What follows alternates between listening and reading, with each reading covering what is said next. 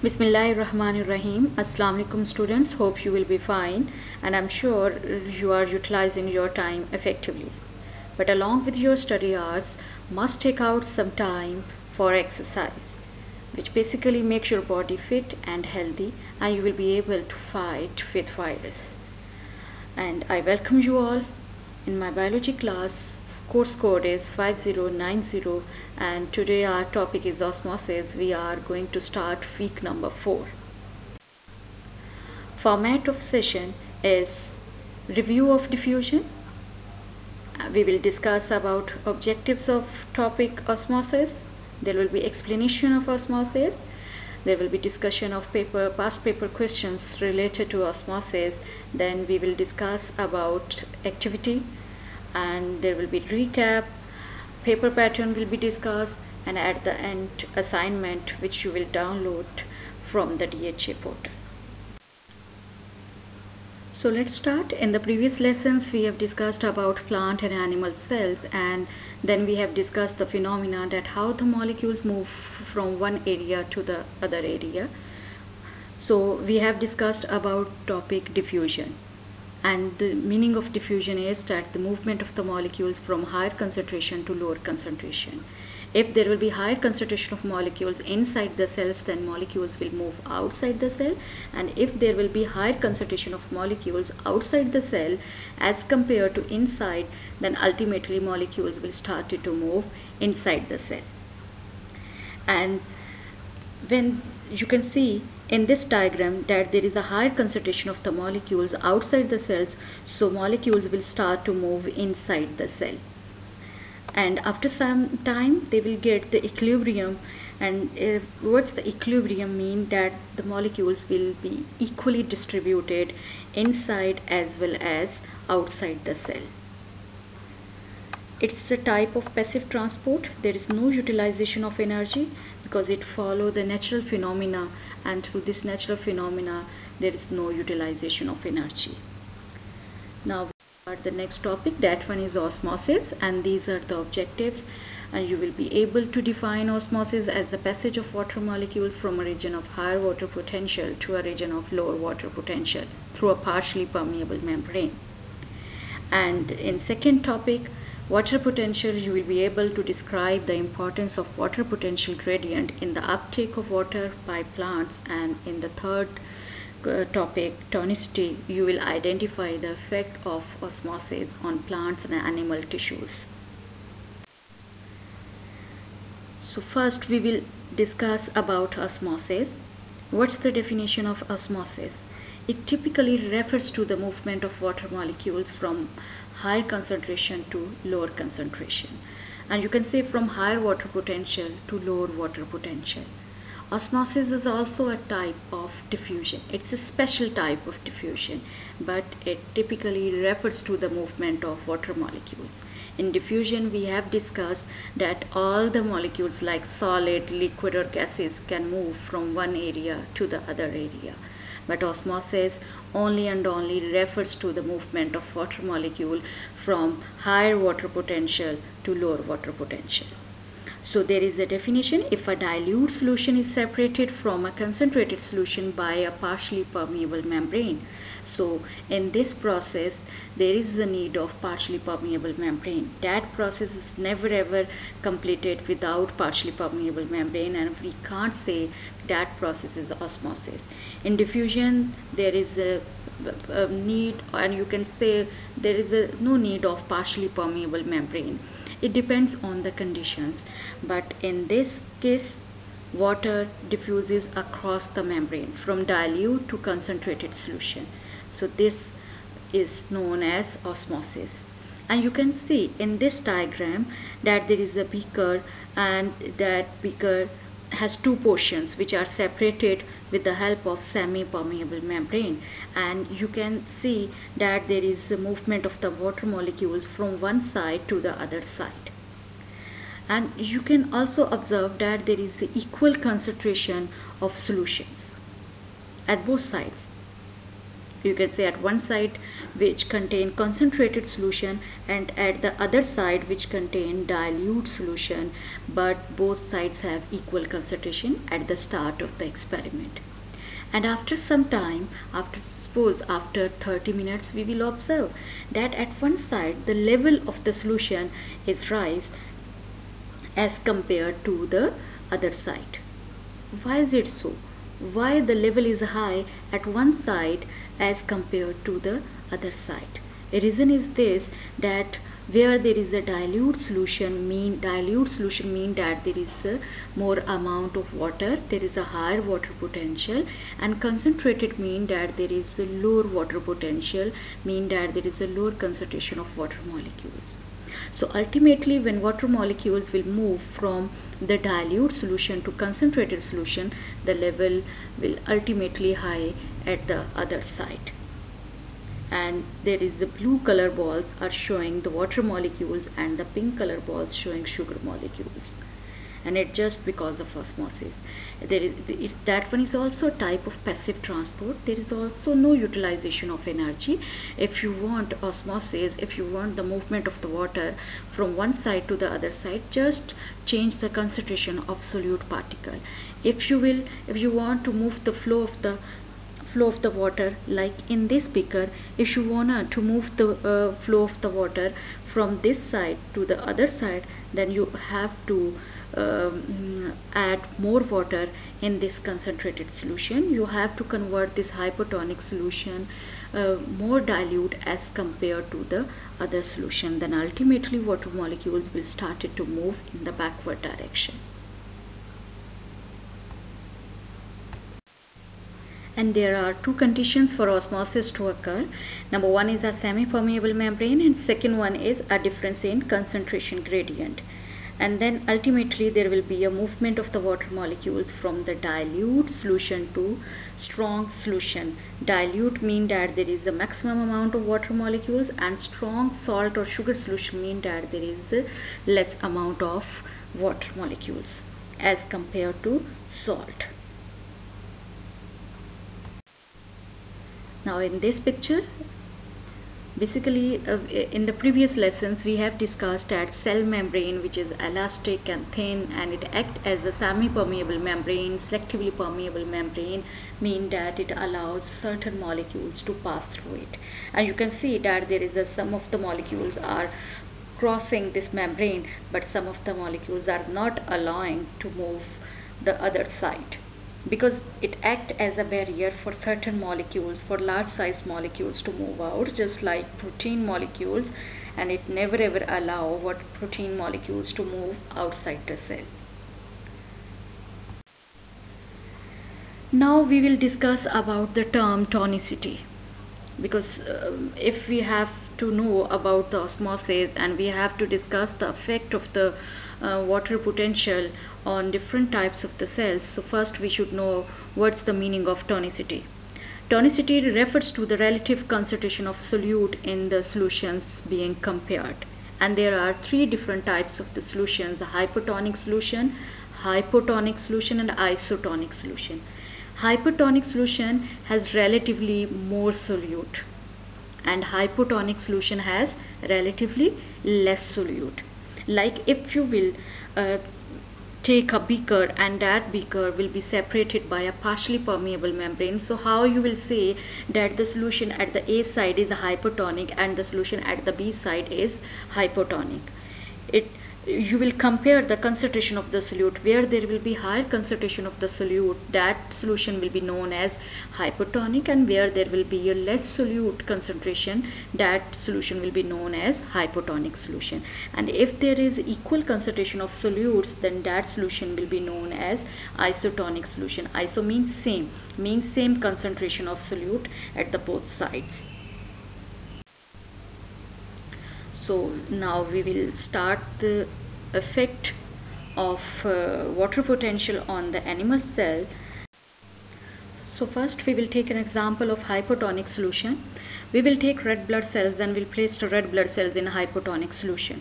So what will happen? Hypotonic solution means that solution contain more amount of solvent and less amount of solute as compared to the inner side of red blood cells.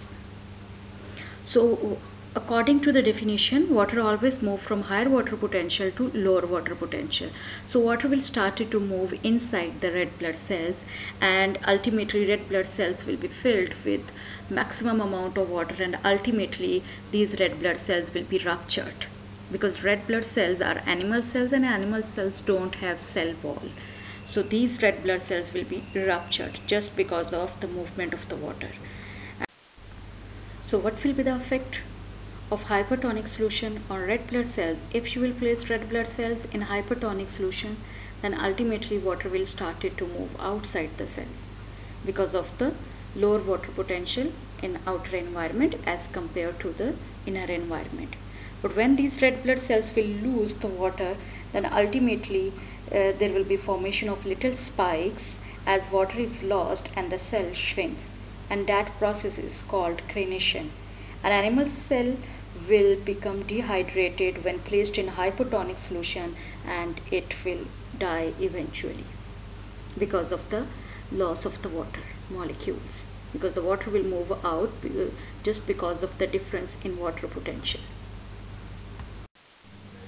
So in the third example, what will happen if we will place red blood cells in an isotonic solution?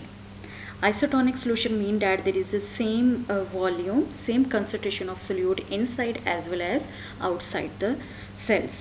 So according to this, there will be no net movement of the water molecules. The volume will remain constant because the rate at which water entering the cells is equal to the rate at which it's moving out. So that's why there will be no net effect on the movement of the water molecules, and cells will remain normal. It's ideal condition for the animal cells. Okay, now we will discuss about the water balance problem in plant cells. What will be the effect on the plant cells? It's somehow different for the plant cells because of the presence of cell wall, because there is a rigid cell wall, and in animal cells there is no cell wall. So that's why animal cells are ruptured in hypotonic solution, but plant cells does not rupture in hypotonic solution just because of the presence of cell wall. So when we will place a plant cell in hypotonic solution, so first of all water will tend to move inside the cell, and then inside the cytoplasm, and then inside the vacuole. And you can see in this diagram that vacuole are increasing in its size, and when it will be filled with water, then ultimately it will presses the cytoplasm firmly inside the cell, and ultimately it will get the rigid shape. Cell will be rigid, and that pressure which is exerted by the from the inner side, that pressure is known as turgor pressure, and this phenomena is known as turgor. And this phenomena is very, very important for the support to the plant body, because in the soft and herbaceous plants that condition is very, very important, and especially in the non-woody parts of the plant body, where water provides the support to the and for the stiffness in different parts of the plant body, just like in flower petals, in the leaf, and keep them in an upright and correct orientation. So what will be the effect of hypertonic solution on plant cell? When you will place a plant cell in a hypertonic solution, the same procedure will be going on just like red blood cells. When we have placed the red blood cells in hypotonic solution, water will move out and there will be shrinkage of the cells. But in plant cells, there is a difference in the condition that overall shape will not be changed, but the cytoplasm will be shrinked. Overall shape, why overall shape is not changed? It's just because of the presence of cell wall, and you know that cell wall is rigid and it's a non-living part. So in this condition, only and only cytoplasm will be shrinked, and that condition is known as plasmolysis, and the cell is known as plasmolysed. You can restore the original state by placing them in water or a solution with higher water potential. It can restore its original condition. And if you will place a plant cell in an isotonic solution, then what will be the effect? That cell will be flaccid. Flaccid means not rigid, loose. Why is it so? Because the net uptake of water is not enough to make it rigid. and because of the equal concentration of molecules, that there will be same volume of the movement of the water molecules. If some of the molecules are moving inside the cell, then some of the molecules will move outside the cells, so there will be no net change in the movement of the water molecules. And you can see the difference in these pictures, like effect of hypertonic solution on the plant cells, and as well as the effect of hypertonic solution on the plant cells. And you can see the difference that that cell is which is placed in hypertonic solution is very rigid in its structure, but the cells which are placed in hypotonic solutions have shrinked cytoplasm. And same, you can see the difference in this turgid and plasmolysed plant. You can see the difference overall in the plant body, as well as you can also see the difference in the cells, and it's just because of the difference in the water potential. Where there will be lower water potential, water ultimately move from higher water potential to lower water potential. So it's just because of this, that this condition, the cells, plasmolysed cells, are showing that there is the deficiency of the water, and this condition is showing that there is availability of the water molecules. So that's why that plant is very, very rigid and stiff in its shape and position. Now girls, we will discuss that what's the role of osmosis in the opening and closing of stomata. What are stomata? Stomata basically are the openings which are guarded by guard cells, and stomata are basically present in the lower epidermis as well as in the upper epidermis, but there is a maximum number of stomata are present in the lower epidermis of plant leaves. So how these stomata are open or closed? It depends on the condition. During daytime, we know that stomata are opened. Why? Because during the daytime, guard cells synthesize the food, so that's why there will be more concentration of solute, and the condition will be hypertonic.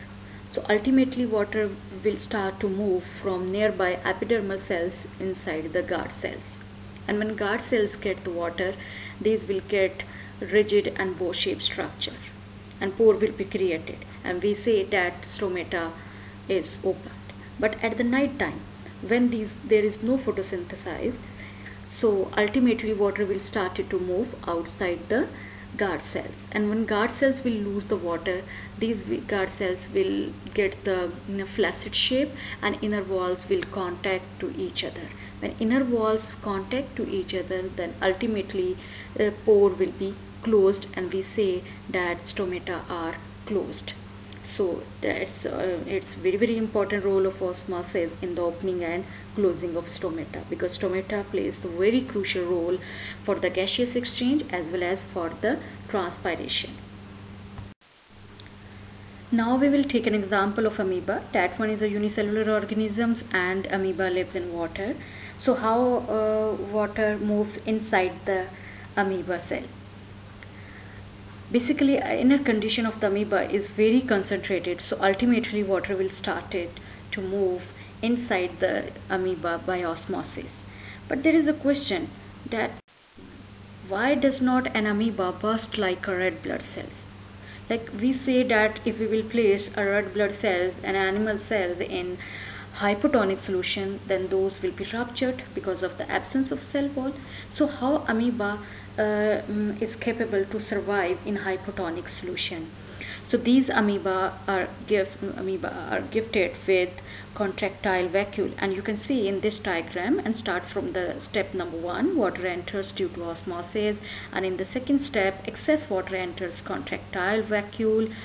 In the third step, contractile vacuole swells, and then contractile vacuole move to the edge of the cell, and these burst and expel the water, and then cycle is repeated. So throughout, these contractile vacuoles are helping amoeba to maintain the concentration of water in the inner environment.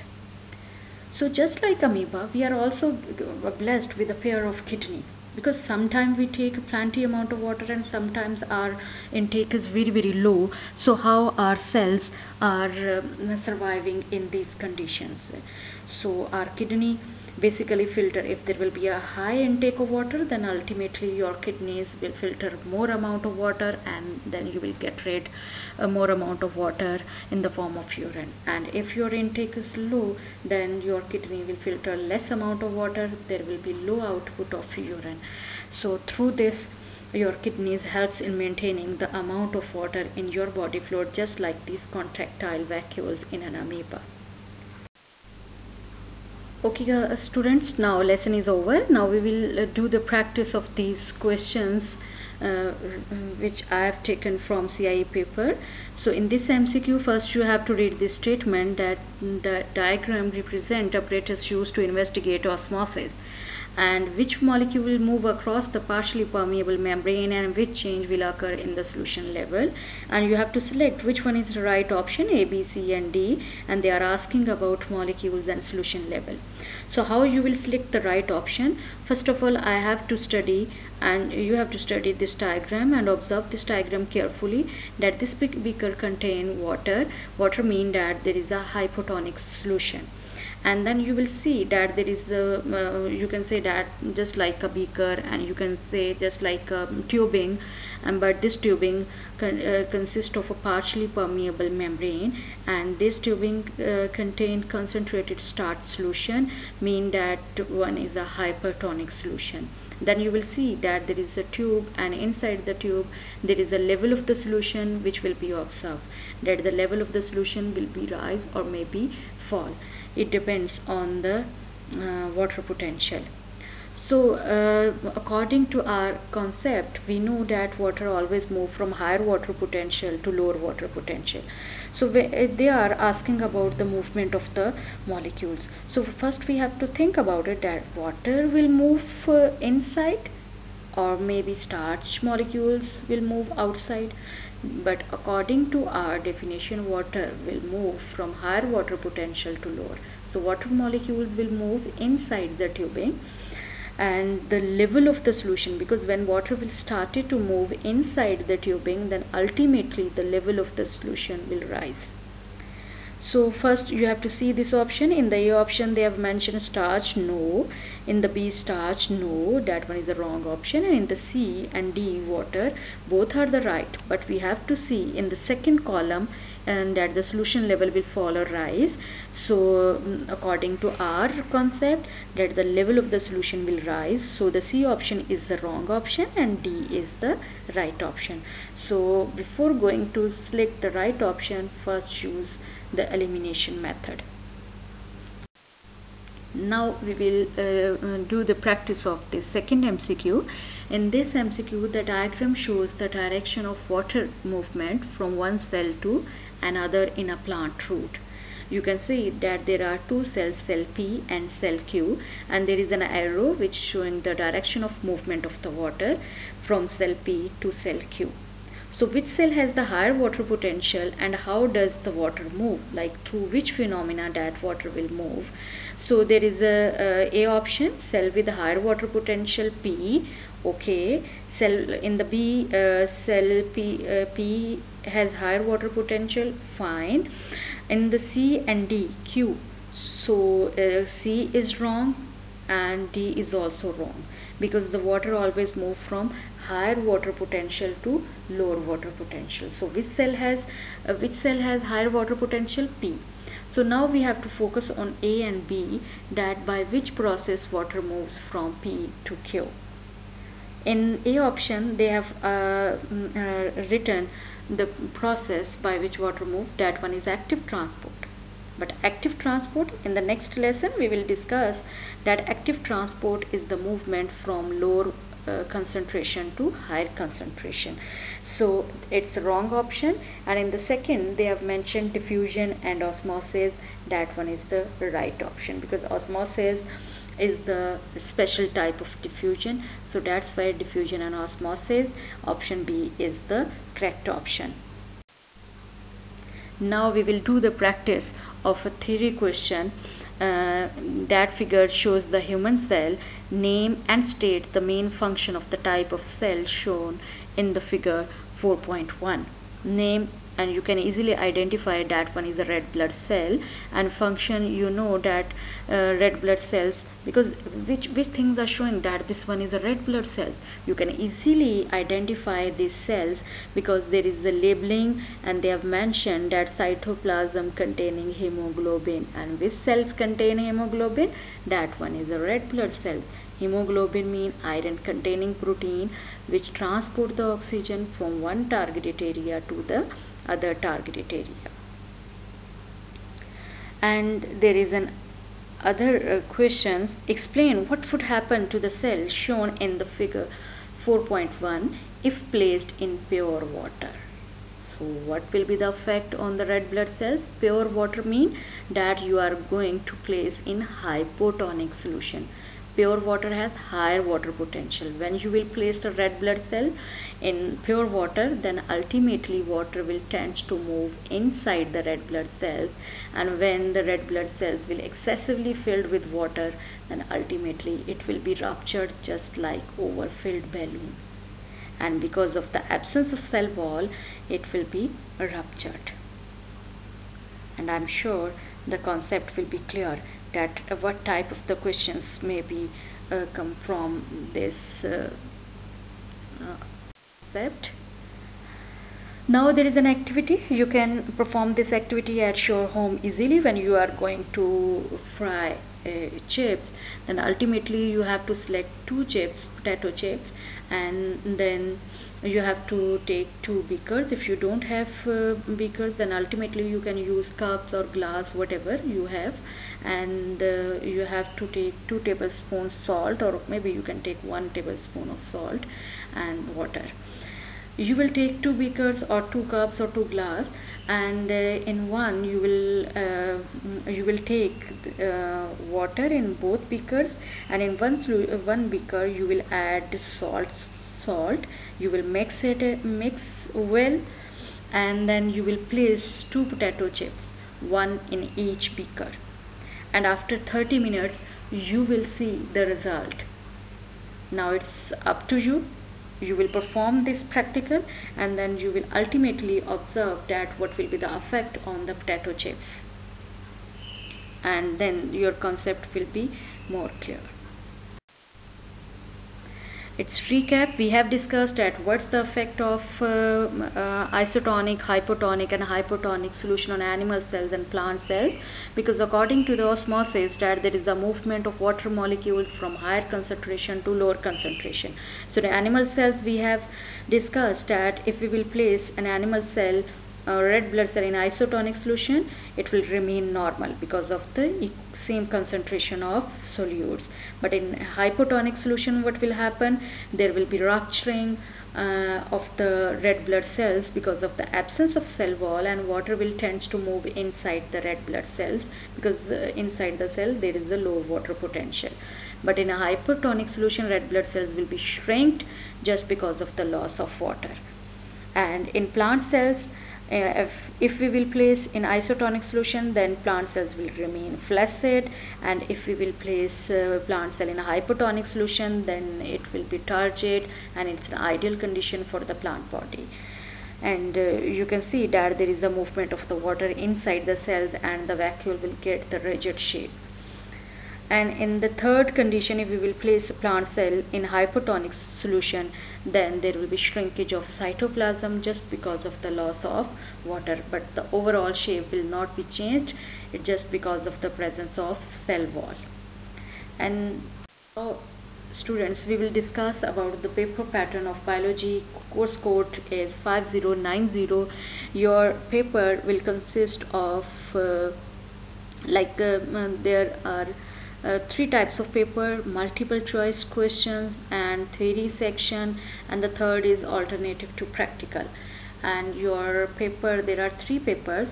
Paper 1, which consists of MCQs, and total 40 MCQs, and you have to attempt 40 MCQs, marks 40, and duration is 1 hour.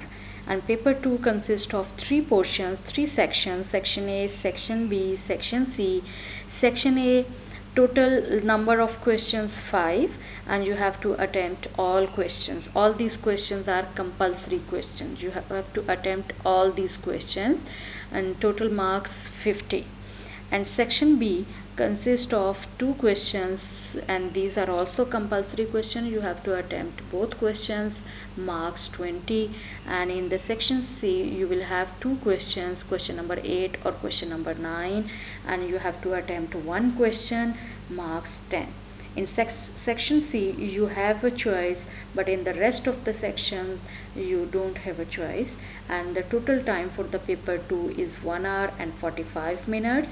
And third paper, which is a paper 6, and that paper 6 consists of ATP alternative to practical of 40 marks and duration 1 hour. So it's your paper pattern, and course code is 5090. For the more practice, you have to download past papers from the O-level website, and by entering your course code 5090, and you have to do the practice, because practice makes a man perfect. You will do more practice, your concept will be more clear. Thank you.